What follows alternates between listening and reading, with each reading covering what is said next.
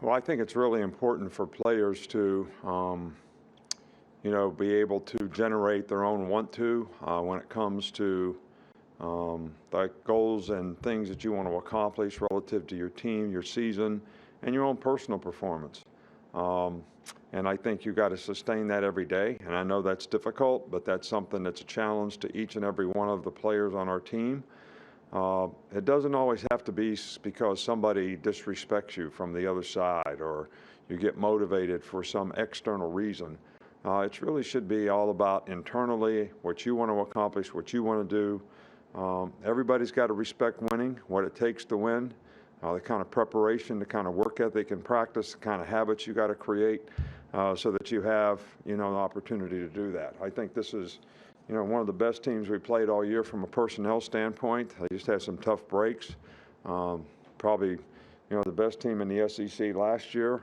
Could have been in the playoffs, and they got 15 starters back. So I think we need to have great respect for what we're going to have to do to have success against this team in this game. Um, you know, we all lost. It's not a coaching thing, but Fuller Goldsmith was a young man that was, really close to a lot of the players here. Meant a lot to Terry and I. He's been battling leukemia since 2007, which is about when we came here.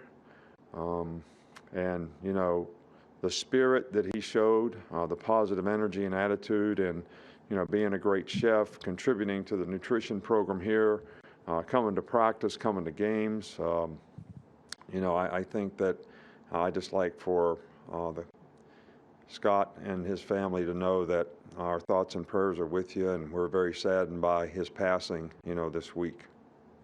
Okay, and with that, we'll start with Charlie Potter. Charlie, go ahead. Hey, Coach. Earlier today, you talked about Dallas Turner and Chris Braswell stepping up for Drew. Just what kind of progress have you seen from both of those guys? I just got on Josh about this. If I talked earlier today about him, why do I have to, it's like a doubleheader in baseball with the same guy pitching both games. So I talked about the progress that they both made this morning. So I guess I'll repeat myself, right now. Both guys are young guys. They've got a lot of potential. They've played some in games. They're getting all the reps in practice. We're going to do as much as we can to bring those guys along, and we got faith, trust, and confidence that they'll be ready to go in the game on Saturday. Go to Nick Kelly. What kind of football IQ does Chris Owens have, and how has that helped him play multiple positions during his time here? Well, Chris Owens is a very bright guy. He's got a great IQ personally. He's a great student. He's up for one of the finalists for the Campbell Award, which is one of the most prestigious awards that any player can be honored to be a finalist for. And it carries over on the football field. He's very instinctive. He understands what we're trying to do. He's got lots of experience. And I think it helps him dramatically, to be able to anticipate what's going to happen and be able to maximize his performance on the field. Okay, right now we've only got one more. Michael, go ahead. Yeah, what kind of things do you guys do to help a center when shotgun snaps are sometimes missing the target? Is it kind of like the kicking comparison with the golf swing? Well, I think that, you just got to keep working it, and the guy's got to have a feel for it and a rhythm for it, and it's how hard it is, it's how high it is, it's how sideways it gets. Sometimes those issues come when a guy's blocking in a certain direction. So, you just got to really stay focused. It's like putting, you got to really stay focused on, exactly what you're doing.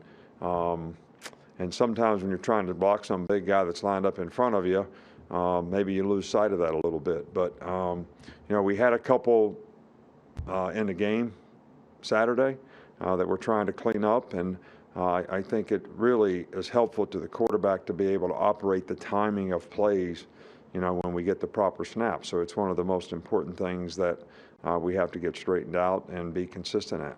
We do have a couple more here. We'll go to Tony. How would you describe Roydell Williams' running style, and then what do you think he offers as a complete package out of the backfield? Who? Roydell Williams. Yeah, Roy Dale's played a lot against Southern Miss, gained 100 yards.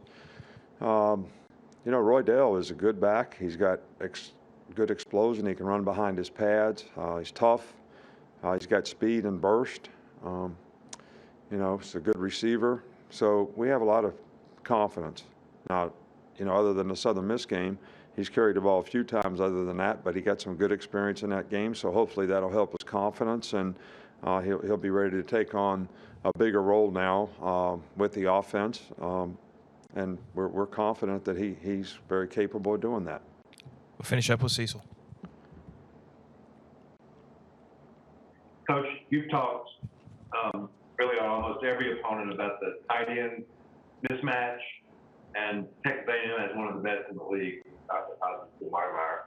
What kind of mismatch problems do you create? Well, he is a very good player. You know, he's a big body that's very athletic.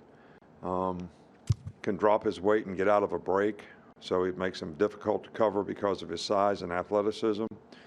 And we certainly had a difficult time with him last year. I mean, he was responsible for several third down conversions where we just couldn't get him covered. So, you know, hopefully we'll do a little better job this year.